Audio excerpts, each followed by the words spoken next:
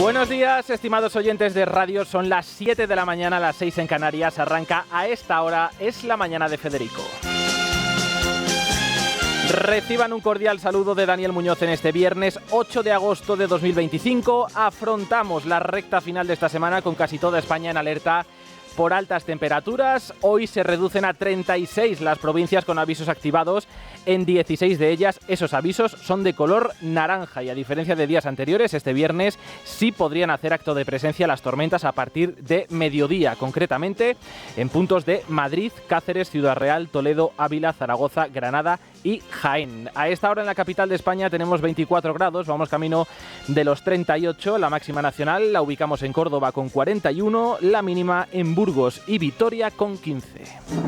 Este viernes la crónica internacional tiene mucho peso en la actualidad informativa con motivo de la guerra en Gaza y la invasión rusa de Ucrania. Hace escasamente una hora el gobierno israelí ha emitido una nota comunicando que se ha aprobado el plan del primer ministro Benjamin Netanyahu para tomar el control total de la franja. El comunicado dice así: el Gabinete de Seguridad Política aprobó la propuesta del primer ministro para eliminar a Hamás. Las fuerzas de defensa se prepararán para tomar el control de la ciudad de Gaza mientras proporcionan ayuda humanitaria a la población civil fuera de las zonas de combate. El gabinete adoptó por mayoría de votos los 5 principios para poner fin a la guerra. El primero, desarmar a Hamás. El segundo, el regreso de todos los secuestrados, tanto vivos como muertos, dice el comunicado. El tercero, la desmilitarización de la franja de Gaza. El cuarto, el control de seguridad israelí en la franja. Y el quinto, la existencia de un gobierno civil alternativo,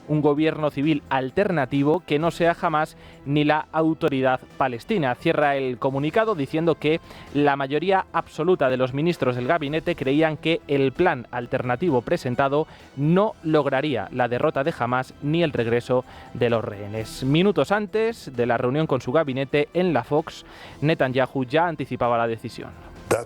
Eso es lo que queremos hacer. Queremos liberarnos y liberar al pueblo de Gaza del terrible terror de Hamás. Y ustedes estaban en la franja de Gaza y apuesto a que los palestinos estaban luchando contra Hamás, porque finalmente dicen que tienen un futuro que puede librarse de esta terrible tiranía que no solo mantiene a nuestros rehenes, sino que mantiene a 2 millones de palestinos en Gaza. Según algunos detalles que se han ido filtrando, este plan obligaría a desplazar a más de 1 millón de personas, se ejecutaría en varias fases durante no menos de 5 meses y requeriría la movilización de cerca de 50.000 soldados. La decisión ha sido cuestionada por una parte de la cúpula del ejército durante el transcurso de esta reunión y también públicamente por los familiares de los rehenes.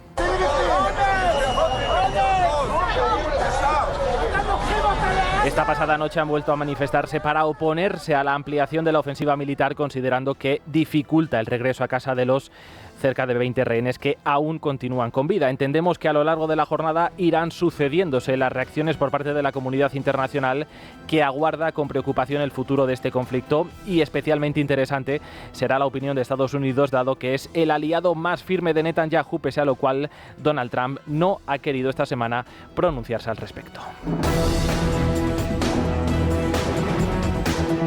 Es la mañana. Es radio.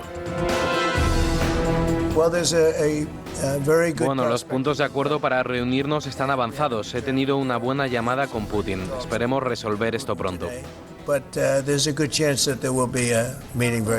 Sí ha hablado el presidente norteamericano sobre su inminente encuentro con Vladimir Putin, una cita que podría tener lugar la próxima semana y que, de producirse, sería el primer cara a cara entre ambos para abordar la invasión rusa de Ucrania. Desde el regreso a la Casa Blanca han hablado por teléfono en varias ocasiones, conversaciones que hasta el momento no se han traducido en compromisos concretos y que el dictador ruso solo ha utilizado para ganar tiempo, seguir ocupando territorios y perpetrar matanzas contra la población civil. La sensación que cunde hoy entre los analistas de cara a ese próximo encuentro que podría desarrollarse en Emiratos Árabes no es muy distinta a la de ocasiones anteriores: pesimismo generalizado y escasas expectativas de que se alcance un alto al fuego que permita negociar una paz duradera. También hay quien teme que Trump y Putin negocien el futuro de la guerra en Ucrania sin tener en cuenta la opinión de Zelensky y de la Unión Europea. Parece temerlo el propio mandatario ucraniano, que ha pedido una reunión a 3 y tiene motivos para ello, escuchando a Putin. La guerra de Rusia es contra Ucrania, contra nuestra independencia, como la manifestación de la independencia de cada nación europea. Así que el formato de las reuniones de líderes es en particular un formato trilateral y discutimos esto en detalle ayer. Debe ser así. No tengo nada en contra de un acuerdo con Zelensky. Es posible, pero se tienen que dar una serie de condiciones. Y Putin decía, esas condiciones ahora mismo no se dan. El propio Trump, hay que decir que se ha manifestado en términos muy similares, muy parecidos a los de Putin esta misma madrugada. Un Donald Trump que en esa rueda de prensa improvisada junto a los periodistas en el despacho Oval seguía sin confirmar si impondrá sanciones a Rusia en caso de que no ponga fin a la guerra. Hoy concluye el plazo que le dio para hacerlo y ahora parece que le otorga otro tiempo extra, supeditando esa decisión al avance de las negociaciones. Es la mañana. Es radio. Están haciendo, pues utilizando pequeñas localidades como, permítame la expresión, como laboratorios de lo que para ellos es la España, el país que algún día aspiran a gobernar. Aquí en España el gobierno sigue utilizando la polémica de estos días en el municipio murciano de Jumilla para apuntalar su estrategia del miedo frente a un hipotético Ejecutivo Nacional de Partido Popular y Vox. Cerca de 48 horas después de que trascendiese a los medios de ámbito nacional el veto de este ayuntamiento a las celebraciones islámicas en espacios públicos deportivos, la Dirección Nacional del Partido Popular se ha pronunciado, no ha rechazado el veto y se ha limitado a desmarcarse de Partido Socialista y Vox. Lo mismo que yo, como católico, pido respeto a mi fe, ¿cómo no voy a respetar cualquier otra fe? Por tanto, si hay quienes, y me estoy refiriendo a Vox y al Partido Socialista, pretenden seguir polarizando con esta cuestión, uno, les pido responsabilidad.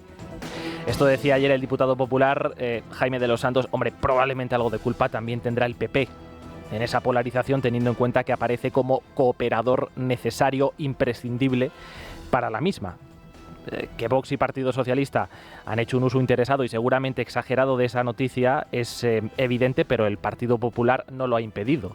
Es más, lo ha facilitado. Primero aprobando la iniciativa y en segundo lugar explicando mal y tarde lo que en realidad se ha aprobado. Hoy, por ejemplo, lo hace la alcaldesa de Jumilla en el diario El País, la alcaldesa del Partido Popular, señalando que solo se ha impedido que estas celebraciones tengan lugar en espacios deportivos, pero que se van a poder festejar, dice, en otras zonas públicas. La verdad, teniendo en cuenta que este mismo miércoles, aprobó los presupuestos gracias al apoyo de Vox, pues uno tiene la sensación de que cedieron ante la formación de Abascal pensando que la noticia no tendría repercusión más allá de Jumilla y ahora les ha pillado el toro. Por lo demás, les cuento rápidamente que hoy tenemos varios apuntes relacionados con los casos de corrupción que afectan al gobierno. Por un lado, Partido Popular y Unión del Pueblo Navarro van a citar en la Comisión de Investigación del Senado a aquellos que han quedado fuera de la comisión que va a acoger el Parlamento de Navarra a partir de octubre, entre ellos la presidenta María Chivite. Lo que vamos a ver en el Parlamento de Navarra no es una comisión de investigación, es una charlotada cargada de indecencia. Es escandaloso que Chivite y que Barcos no vayan a comparecer.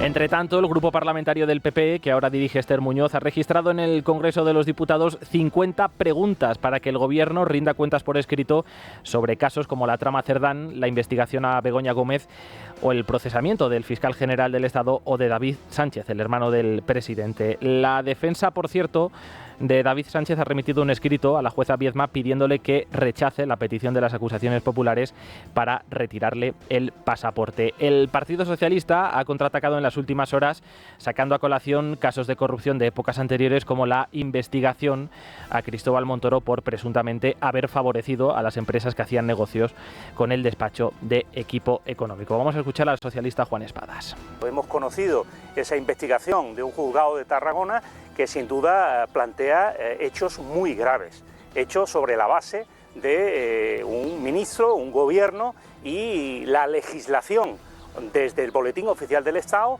hecha por encargo a la carta y en beneficio de unos intereses particulares.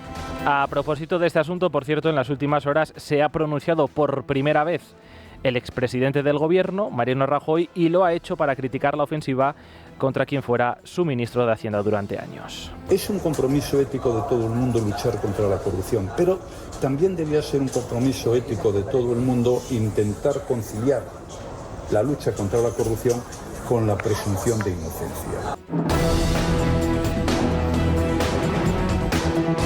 No es incorrecto lo que dice, lo que ocurre es que desde hace tiempo tanto unos como otros utilizan la presunción de inocencia cuando les conviene. Pasadas las 7:10, una hora menos en Canarias, vamos a iniciar con Silvia Ribeiro y Sergio Heras el repaso por otras noticias que nos deja la jornada, empezando, Silvia, por una efeméride, ¿no?, que tenemos hoy. Sí, hoy hace un año Carles Puigdemont regresaba a España para ofrecer un mitin en el Arco del Triunfo de Barcelona en presencia de centenares de agentes que no hicieron nada para detenerle, a pesar de que sobre él sigue pesando una orden de detención por el golpe de 2017. 12 meses después, la Generalidad ha reincorporado al cuerpo policial a los únicos 3 agentes imputados por ayudarle en su huida. En clave judicial, la magistrada que investiga el caso va a decidir en septiembre si archiva la causa o si procesa a los Mossos, y la Audiencia de Barcelona deberá pronunciarse sobre la negativa de esta magistrada a reclamar al Ayuntamiento las imágenes captadas por las cámaras municipales. Daniel Sirera es el líder del PP en el Ayuntamiento de Barcelona. Tratándose de Puigdemont, hay que estar preparados para todo, ¿no? Porque este hombre, en fin, es capaz de lo que sea para llamar la atención y para recordar que sigue existiendo, aunque lo vemos cada día en las decisiones que toma el Gobierno de España, siempre sometido a los designios de este hombre, ¿no? El regreso de Puigdemont a España se leyó en su día como un boicot a la investidura de Illa como presidente de la Generalidad. Un año después, los socialistas dicen que con él ha regresado la normalidad y la convivencia a Cataluña, mientras que la oposición tilda de continuista su mandato. Está previsto que hoy Junts, el PP o los comunes hagan balance del aniversario de su llegada al Palacio de San Jaime. Y en clave nacional, los populares denuncian la complicidad del gobierno de Sánchez en la huida de Puigdemont. Leticia Barquín, buenos días. Buenos días. Cuando se celebra el primer aniversario de la segunda fuga de Carles Puigdemont, el silencio se adueña de la Moncloa. Para el Partido Popular no hay duda de que su entrada y salida del país sin consecuencias fue resultado de un pacto previo con el gobierno de Pedro Sánchez con tal de mantenerse en el poder. Así ha retratado el vicesecretario de Coordinación Autonómica y Local, Elías Bendodo, a los socios del presidente del gobierno. El sanchismo está apuntalado por 4 tipos de socios. Los primeros, los que no pueden entrar en España, caso de Puigdemont. Los segundos, los que no pueden salir de España, aquellos a que le han retirado el pasaporte porque están investigados por la justicia y que formaron parte de su clan de máxima confianza, el clan del Peugeot, Ábalos, Koldo, Cerdán. Los terceros, los que no pueden salir de Soto del Real, como Santos Cerdán. Y los últimos, tan responsables como estos 3, son los que miran para otro lado para no perder el sillón, como son sus socios de Podemos, por muy gallitos que se pongan. En plena parálisis institucional, el Partido Popular ha criticado a Sánchez por estar bunkerizado en La Mareta, donde ha recibido a Salvador Illa y a José Luis Rodríguez Zapatero, un encuentro que a juicio de los populares no augura nada positivo para el país. Bueno, hay que decir que hoy no son pocos los medios que dedican casi más espacio al aniversario de la investidura de Salvador Illa que al regreso y fuga de Carles Puigdemont. Luego lo repasaremos durante el tiempo de tertulia. En cualquier caso, en las crónicas relacionadas con esa investidura del ahora presidente de la Generalidad, se destaca, por ejemplo, el pacto claro con Esquerra Republicana para otorgar a Cataluña una financiación privilegiada, un acuerdo de imposible implementación a corto o medio plazo, como ha confesado y reconocido el propio Illa, que puede condicionar la legislatura, tanto la suya como la de Pedro Sánchez, y que no es justificable, Silvia, con los datos económicos en la mano. A pesar de esos datos oficiales del Ministerio de Hacienda analizados en el informe de FEDEA y que acreditan el trato privilegiado de Cataluña frente al resto de comunidades autónomas, Salvador Illa se agarra al victimismo propio de los separatistas para defender el cupo catalán. Es el gran reto pendiente del presidente de la Generalidad junto a la amnistía para Puigdemont. Los ataques del presidente catalán a Madrid, a la que ha acusado de practicar dumping fiscal, el PP ha salido en tromba a denunciar esa financiación singular para Cataluña. Los detalles los tiene María Juste. ¿Qué tal, María? Buenos días. Buenos días. El Partido Popular califica el cupo catalán como un atraco institucionalizado destinado a contentar al separatismo. Así lo ha afirmado el vicesecretario de Coordinación Autonómica y Local, Elías Bendodo, que ha afeado que el presidente del Gobierno haya convertido el sistema de financiación autonómica en una subasta. En el que él da más a quien le garantiza los votos y castiga a las comunidades gobernadas por el Partido Popular. Y el que cumpla, el que aporta y el que respeta la ley es el que paga realmente.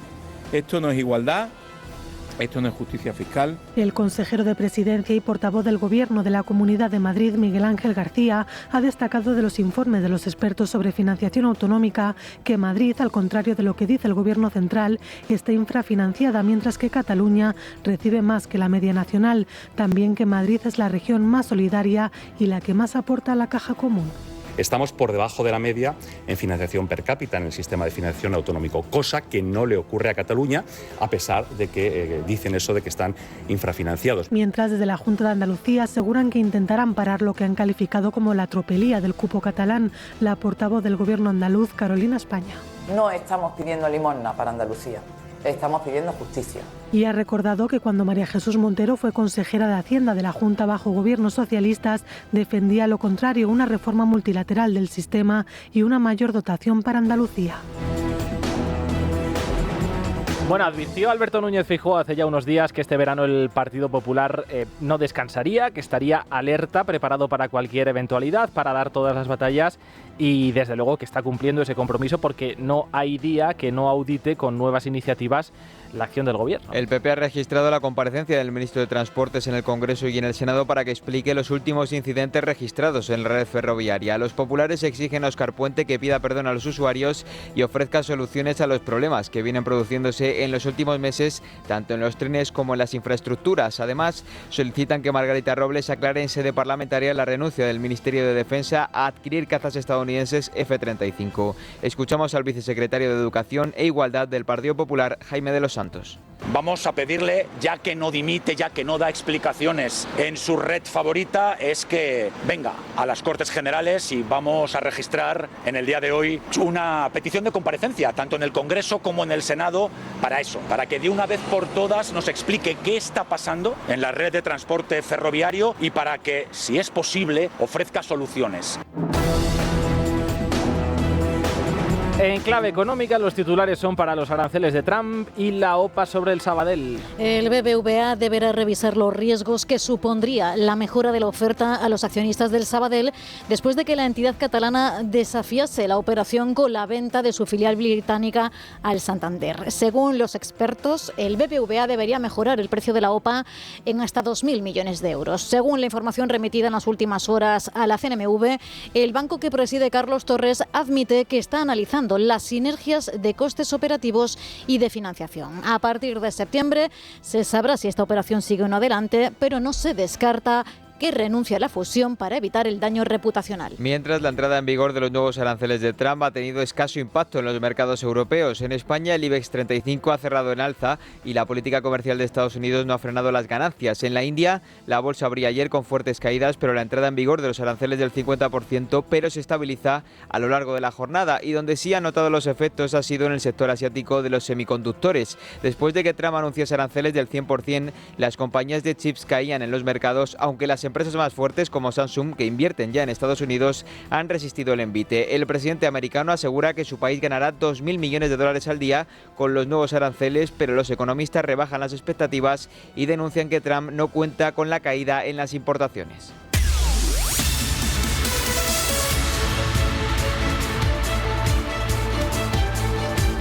Y en deportes, amistosos por doquier, fichajes y un conflicto que se encona en Barcelona. Dani Blanco, buenos días. Muy buenos días. La actualidad deportiva se centra en los tres grandes, como siempre, del fútbol español, pero es que además, con más motivo, el Barcelona tiene noticias a mansalva, la capitanía que pierde Ter Stegen y además también la marcha de Íñigo Martínez, todavía sin ser oficial, pero se va a marchar al Al-Nassr. No hay traspaso, con lo cual no va a cobrar nada el Barcelona, pero sí libera masa salarial. Recuerden, 14 millones de euros brutos estaría cobrando Íñigo Martínez, libera ese 60%. En el Real Madrid, noticia: Fede Valverde, segundo capitán a partir de esta temporada. Muy feliz y, como te decía, orgulloso de vestir este escudo otra vez, de vestir esta camiseta, de hoy por hoy ser uno de los capitanes. Es el sueño que cualquier niño tiene desde que le gusta el fútbol, desde que empieza a jugar este deporte. Hoy por hoy, lo estoy luciendo, lo estoy disfrutando junto a mi familia, Es verdad que a veces nos cuesta caer de que hoy por hoy soy uno de los capitanes de este equipo y referente, pero bueno, lo importante es disfrutar cada momento, disfrutar cada segundo como si fuera el último. Sigue los amistosos de los equipos de primera división. Por ejemplo, este fin de semana tenemos mañana a las 4 de la tarde en St. James's Park un interesante Newcastle Atlético de Madrid. Y además, la selección española de baloncesto ganó ayer por 14, 87, 73 a la República Checa. Unos segunditos pasan de las 7:30, una hora menos en Canarias. Es viernes 8 de agosto de 2025. Siguen escuchando Es la Mañana de Federico en Es Radio. Hoy se reducen a 36 las provincias en alerta por altas temperaturas, en 16 de ellas. Estos avisos van a ser de color naranja. Quedan los mismos días que ayer para que termine la ola de calor y ustedes dirán, bueno, ¿cómo es posible esto? Pues es posible porque la Agencia Estatal de Meteorología ha prolongado de nuevo la duración de esta segunda ola de calor del verano, concretamente hasta el miércoles, así que después de varios aplazamientos yo ya no me arriesgo a hacer ningún pronóstico más al respecto. Este viernes, a diferencia de días anteriores, sí podrían registrarse algunas tormentas, concretamente en puntos de Aragón, Castilla y León, Comunidad de Madrid, Castilla-La Mancha y Andalucía. A esta hora en Madrid 24 grados marcan los termómetros, vamos camino de los 38, la máxima nacional la ubicamos en Córdoba con 41, la mínima en Burgos y Vitoria con 15. Esta madrugada hemos conocido un par de noticias muy relevantes en el plano internacional. Les estamos contando desde primera hora que el Gabinete de Seguridad de Israel ha aprobado el plan del primer ministro para Gaza, un plan que se resume en los siguientes 5 puntos: desarmar a Hamás, el regreso de todos los secuestrados, tanto vivos como muertos, la desmilitarización de la franja, el control de seguridad israelí en este enclave y la existencia de un gobierno civil alternativo que no sea Hamás ni la Autoridad Nacional Palestina. Dicho de otro modo, Netanyahu planea tomar el control de Gaza, acabar con Hamás y entregar la gestión política de la franja a una autoridad ajena a Israel. Lo que no aclara el comunicado es quién se haría responsable de gestionar Gaza y qué pasaría con la población civil que ahora mismo está allí. Insisto, seguimos esperando reacciones por parte de la comunidad internacional, reacciones que por ahora no llegan. Entre tanto, la otra noticia a la que me quiero referir es la recompensa que ha ofrecido Estados Unidos a cambio de información que permita arrestar a Nicolás Maduro. La administración norteamericana considera al dictador venezolano uno de los mayores narcotraficantes del mundo y, en consecuencia, un riesgo para la seguridad nacional del país, ya que desde Venezuela llega mucha droga a Estados Unidos. Tiene la última hora nuestro corresponsal en Iberoamérica, Martín Higueras. ¿Qué tal, Martín? Muy buenos días. Buenos días. El gobierno de Estados Unidos ha duplicado la recompensa a $50 millones por información que lleva a la captura del dictador Nicolás Maduro. El anuncio fue hecho por la fiscal general de Estados Unidos, Pamela Biondi, quien señaló a través de las redes sociales que el chavista es uno de los narcotraficantes más grandes del mundo y una amenaza para nuestra seguridad nacional. Además, lo acusó de utilizar organizaciones terroristas extranjeras como el Tren de Aragua, el Cártel de Sinaloa y el Cártel de los Soles para introducir drogas legales y violencia en Estados Unidos. Hoy el Departamento de Justicia y el Departamento de Estado anuncian una recompensa histórica de $50 millones por información para arrestar a Nicolás Maduro. Maduro utiliza organizaciones terroristas extranjeras como TDA, Sinaloa y el Cártel de los Sons para traer drogas y violencia a nuestro país. Biondi dijo también que bajo el liderazgo del presidente Trump, Maduro no escapará de la justicia y responderá por sus atroces crímenes. La anterior cifra de 25 millones había sido ofrecida por el gobierno de Joe Biden a inicios de este año, por lo que ahora la administración de Trump intenta presionar aún más al círculo más cercano de Maduro para dar esa información que lleve a su arresto.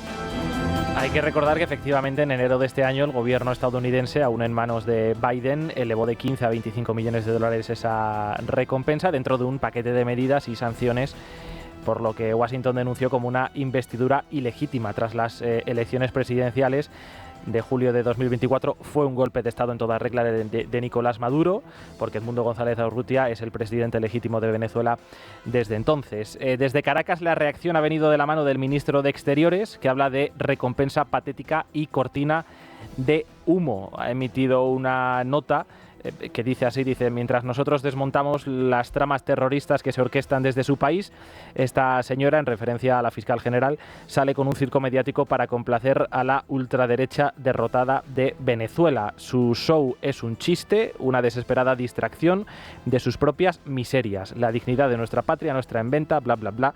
repudiamos esta burda operación de propaganda política. Para chiste y para burda operación de propaganda política, este comunicado está más que acreditado el carácter narcoterrorista del régimen político de Venezuela y sus fuentes reales de financiación. Es la mañana. Es radio.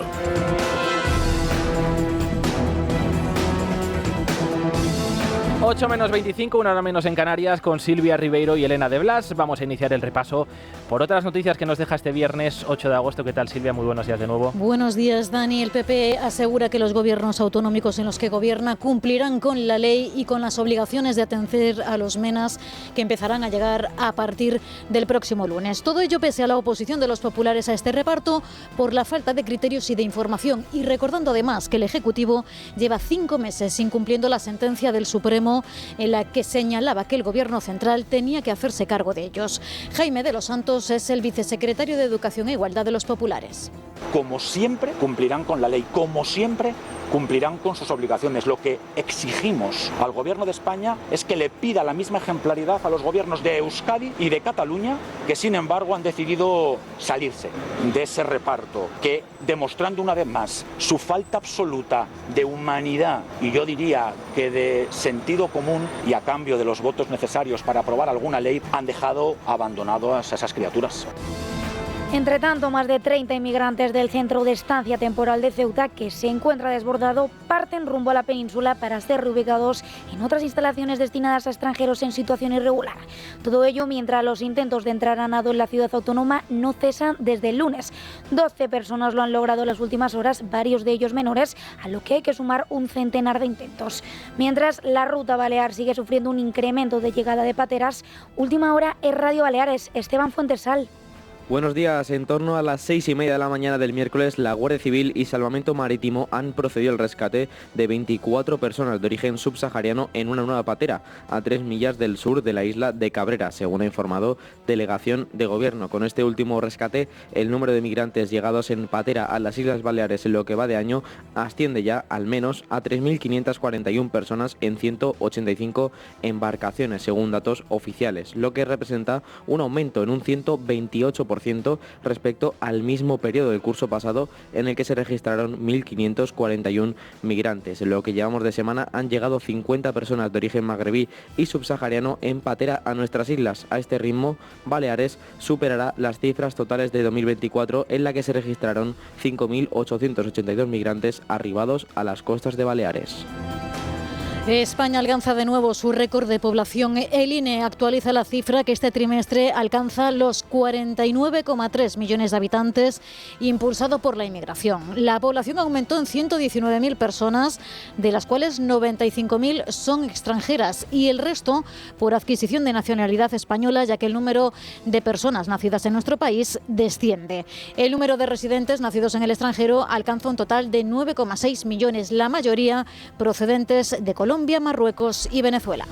El gobierno valenciano crea un plan anticatástrofes después de lo sucedido con la Dana. El documento, elaborado por la consejería que dirige el general Gampan Plols, revisa los protocolos de actuación, da un papel jerárquico al propio presidente y a los vicepresidentes del Consejo de la Generalidad, así como a los titulares de emergencias y de Hacienda.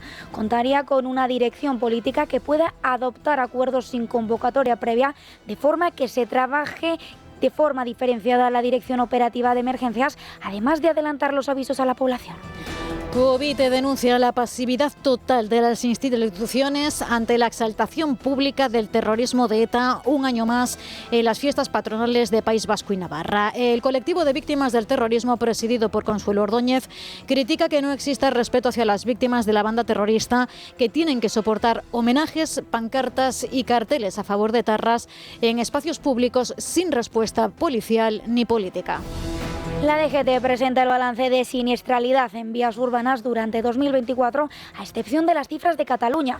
Durante el curso pasado, 488 personas fallecieron, con un total de más de 65.000 accidentes en las ciudades. Casi el 80% de los fallecidos eran peatones, motoristas, ciclistas y vehículos de movilidad personal como patinetes. Respecto al balance de 2023, se ha reducido el número de fallecidos en un 6%, pero ha aumentado en un 3% alto la cifra de heridos graves. Pere Navarro, director de la Dirección General de Tráfico, pone en valor el papel de los ayuntamientos.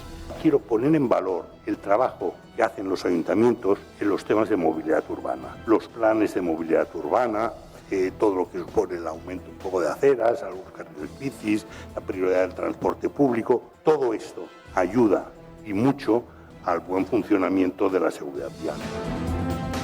El incendio declarado en el sur de Francia, que ha quemado ya más de 17.000 hectáreas, ha sido estabilizado, aunque no extinguido todavía. Se trata del peor incendio registrado en el litoral mediterráneo en los últimos 50 años y ha dejado al menos un fallecido. Mientras en España los equipos de extinción siguen trabajando. En Galicia la mayoría de los incendios han quedado controlados, excepto uno en la provincia de Lugo.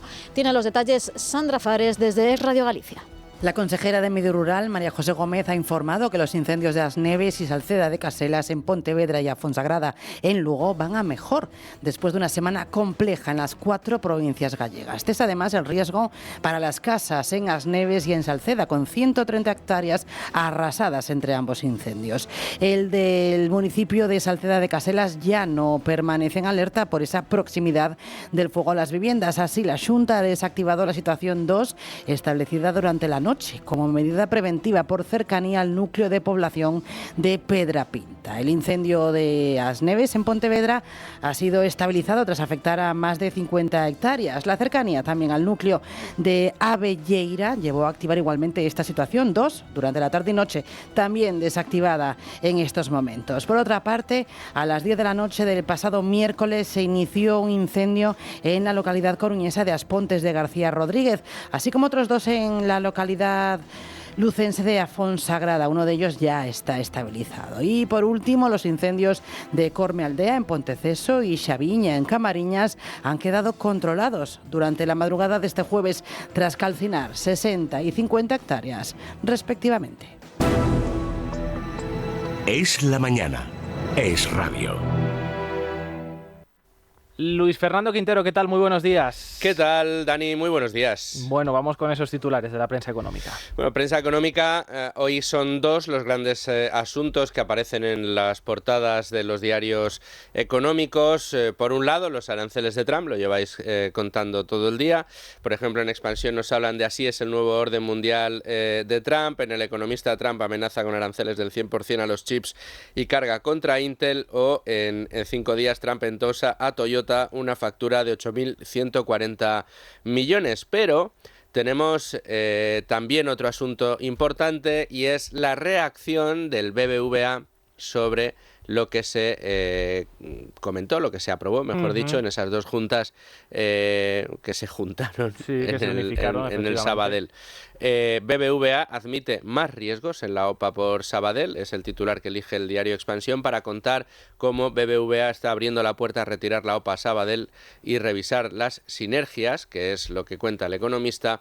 O en 5 días BBVA revisa los riesgos de la OPA tras la venta de TSB por el Sabadell. Parece que redunda el BBVA en ese mensaje que nos dio ya la semana pasada de que es posible que al final del camino tengan que retirar la OPA. Y hay que decir, no han tenido pocos problemas, entre otros una piedra con la que yo creo que no contaba el señor Carlos Torres en el camino, una piedra que finalmente ha sido gigantesca, que ha sido la intervención del gobierno en toda esta operación. Pero intervención que le puede costar, por cierto, muy cara a España, porque la Comisión Europea ha abierto un expediente al respecto precisamente para revisar ese intervencionismo del gobierno. Intervencionismo que parece se nos olvida, llevó al gobierno a preguntarnos en una consulta pública a todos los españoles si esa OPA se tendría que producir o no.